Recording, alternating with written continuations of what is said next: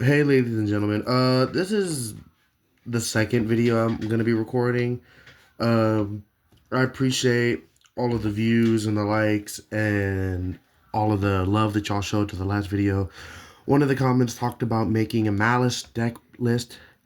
That'll be coming soon. Once I get my hands on the Malice cards, then I'm going to put together a deck list and show it to y'all because after the limit of Dormouse, a lot of people have kind of given up on playing Malice. I still think it can be a really good contending deck. I think it just comes down to how you build it. But today I'll be talking about my pure Dragonmaid deck. And so, as we do, we'll start off with just the extra deck. I'll let y'all know if there are cards that you should run at like 2 or 3 that I only maybe have 1 of. Because sometimes I don't have all the cards that I need for a deck. But anyways, we start off with a single copy of Lady's Dragonmaid. This card is literally broken. Doesn't require a fusion spell to summon. Can pretty much contact fuse. Summons a Dragonmaid from deck. And it summons a Xiao in the standby phase. Obviously, you can go into a house, but 9 times out of 10, you're going into a Xiao because it's the Omni Negate. But you should run like 2 or 3 of this card. I only have 1 because it's a kind of hard card to find. And mine haven't come in the mail yet. Up next, we have 2 copies of Dragonmaid Xiao. She's just an Omni Negate. She can summon back 1 from the graveyard. She can summon out a house. She's just a good card. She's a beat stick. And so you run her at 2 just because you get 1 out. 9 times out of 10, somebody might try to remove her. Okay, you can make the second one, then you're good. Up next, double copies of House Dragonmaid. You run House Dragonmaid just because you need her for the Xiao target, and she has a pretty decent effect where if a monster leaves the field and sends back to the hand, then she can pop a card on field. That I don't think that's a once per turn too, so you can, knowing this deck, you can get a few pops going off. So you run her at 1 or 2. I run her at 2 just cuz. Up next, we have some end board pieces, Philia Regis. With the combo that I like to run with this deck, I end on her and a few other pieces. She's just a quick banish, which against a lot of decks can be a game ender. Against Yummy, you banish the Snatchy. They can't surprise to get it back. They can't anything to stop that. You banishing the Snatchy can hurt. You banishing an Azuna. Let's say they go Azuna, send Lupus. Lupus effect summon. Chain Philia Regis to banish the Azuna. Now they can't exceed summon. Against Draco Tail, you can banish one of the cards in their graveyard. Banish it. It's just a good thing. Up next, we have 1 copy of Chaos Star Source Dragon. He's only here because whenever you banish him, you turn a monster into level 8. I'll explain him once I get a little bit deeper into the deck, but I'll explain him a little later. Up next, 1 copy of number 38, Hope Harbinger Dragon Titanic Galaxy. It's just a spell trap negate. It's more end board stuff, filling out your end board and making it better. Up next, we have 1 copy each of Guard Dragon Pisty and 1 copy of Striker Dragon. These are just link 1 to help get your Dragon Mage into the graveyard. So you can Kermba, discard, summon 1 back.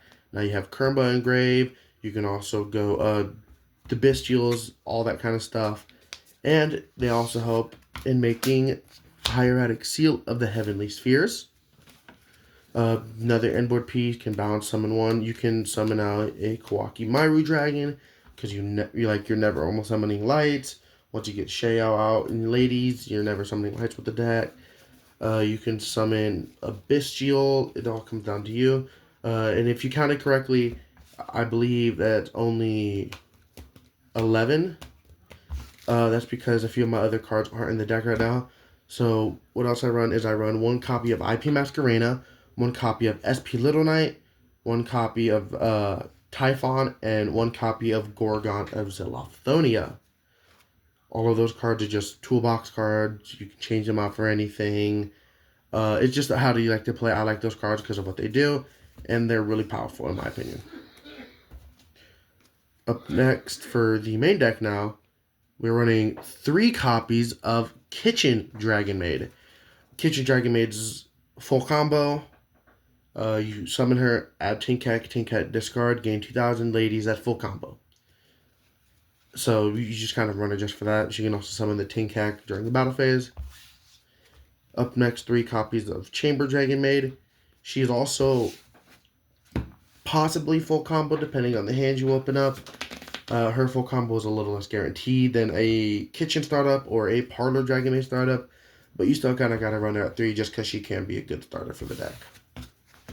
Up next is triple copies of Parlor Dragonmaid. She's full combo, normal her, send the lower part to the grave, make ladies full combo. She is normally like the best one that you want to start off with just because of what she can do. She is a really good starter, and she can, as all of them have, she can summon her big dragon during the start of the battle phase. Up next, we have 1 copy each of Tinkat, 1 copy of Kermba, and 1 copy of Lorpar. I want to talk a second about Kermba specifically. You can run 2 of her. She does have a better effect than the other 2 to summon 1 back from the graveyard. That can be very helpful and applicable in certain situations. Nib, it really helps making the combo a little bit stronger through Nib because they nib, your whole board's gone. Okay, Kermba, discard, summon back the ladies. Now you at least have a Shea, which is better than nothing. Up next, and these are the cards that you run because of the Chaos Star Source Dragon, the Dark End Evaporation Dragon, copy of 2, and 1 copy of Light End Sublimation Dragon. You're mainly running this one to get more dragon bodies on the field. He can also fusion summon using monsters from your hand or field. So you run him because you can make some of your other fusion monsters like Ophelia Regis, same thing as these. And they banish a level 8 dragon from the extra deck. You banish the Chaos Star Source. Chaos Star Source turn one of your other dragons on field into a level 8. Overlay into Harp. Before you do, make Ophelia Regis using one of their effects. Then overlay the level 8 monster and one of them into a Hope Harbinger. So now you have like 4 pieces of interaction. It's really good at increasing the ceiling of this combo. Up next, 1 copy of Bestial Druis Worm. You can either pick between running the Druis Worm or the Magnamut. Magnamut's if you prefer like consistency because Magnamut summon, effect, search any of your Dragonmaids. I run Druis Worm because of its ability on field and what kind of a pressure that puts on an opponent. Because a lot of the time, they don't want to get rid of him because he can just send some of their stuff to the grave. And sometimes you can even link him off when you make like a hieratic seals or something. You can use him to fusion summon Ophelia Regis, and then you can still get the pop anyways on top of getting more interaction. So I prefer him because of how aggressive he can be. Up next, double copies of Ash Blossom and Joyous Spring. Ash is a great card. Stops the Mole Charming, stops searching effects. I don't gotta explain what Ash does. Up next, double copies of Ghost Bella Haunted Mansion. This is for Yummy. Negate one of their synchros, Revive from Grave, or Yummy Surprise. Up next, Ghost Ogre and Snow Rabbit. Once again, this is mainly to counter Yummy, but it can also be to hit some other decks where it could hurt, like I mentioned with K9, when they go Lupus, or let's say they go Azuna on summon. Okay, Ghost Ogre, pop it, it can hurt. Double copies of Effect Veiler. It's just spot negation. It's powerful. It can win games. 1 copies each of Droll and Lockbird and Nibiru the Primal Being. These 2 cards are powerful, fun, and they're really good to play with. Up next for our spells now, we have triple copies of Dragonmaid Hospitality. This summons a Dragonmaid monster from your hand or graveyard, so it has the similar effect to Kermba, and where if they nib you and you haven't activated this yet, okay, Hospitality, summon back ladies, and so you kind of still keep your possibilities going. And then it can also just dump a Dragonmaid with the same attribute. So a lot of the time with Chamber, you want to try to open another Dragonmaid You can go normal chamber effect, search hospitality, some of the other Dragonmaid, send one, banish those two, make ladies. This can also get you full combo. One copy of Dragonmaid changeover, just because you can summon Shea and protect your combos from Nib a little better. One copy of Sangen Kaiman. If this was at 3, you'd run it at 3, because you can use it to add kitchen. That's full combo. Up next, we have double copies of Effect Veiler. Not Effect Veiler. Dark Ruler No More. Sorry, I was looking at an Effect Veiler. Dark Ruler No More is just a good card. It can shut down a bunch of monster heavy end boards. So, Yummy, the K9 stuff, K9 Crystron, K9 Vanquish Soul, Draco Tail. A lot of those decks that are playing now, that are heavily played, you can stop with Dark Ruler No More. Double copies of Forbidden Droplet. I like Droplet. It's a good board breaking card.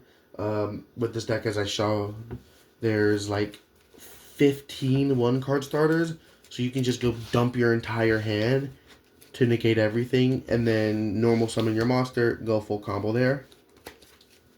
So Forbidden Droplet, you can run it 3, 2, 1. Don't run it at all. It's up to you. I like Droplet, so I'll run it at 2. Up next, we have one copy of Triple Tactics Talent. This is just to punish hand traps and someone that's playing Mulch Armies, or it's just nonsense hand traps that we don't really care for. One copy of Called by the Grave. Once again, this is just combo insurance, protecting your combos, making sure you can go through. One copy of Dragonmaid Tidying. This bounces. It's kind of like a Hieratic Seals, but it's a little bit better. Because in certain situations, you can add back one of your, like, let's say you have a Tinkek on field. Okay, Tinkek, add Tinkek back, and then when they go to declare an attack, go damage step, Tinkek effect, discard, gain 2,000. They can totally hit them by surprise. They can't call by the grave it. They can't try to interact with it because it's still a damage step. Tinkek can't activate because it is a increasing attack, so it is a viable effect in the damage step. And then last but not least, we have double copies of Infinite Impermanence. You can run 3. It all comes down to you. I'm thinking about cutting Veiler to 1 and running 3 Imperm, or maybe even cutting Veiler altogether and throwing in a Super Poly or something. It's just a matter of how you like to run your deck. But once again, it all comes down to you. But I like Imperms and Veilers all together because it's a mixing piece where if they have a cross out, they use on the Veiler. Imperm, they can't call by an Imperm, but they can call by a Veiler.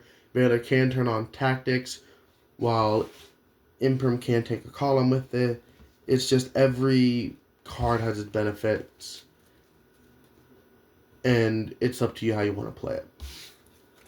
So that is the Dragonmaid deck profile. I already talked about how y'all mentioned wanting to see a Malice deck profile. Once I get those cards, I'll make the deck list for it. If there are any other decks that you want to see, like if y'all want to see any meta deck profiles, I have a few. If you want to see some more fun rogue kind of play styles, I have decks for that too. Just let me know what y'all want to see in the comments, and like I said, if I have it, I'll make sure to do it. But that's about it. I want to thank y'all for watching. Peace.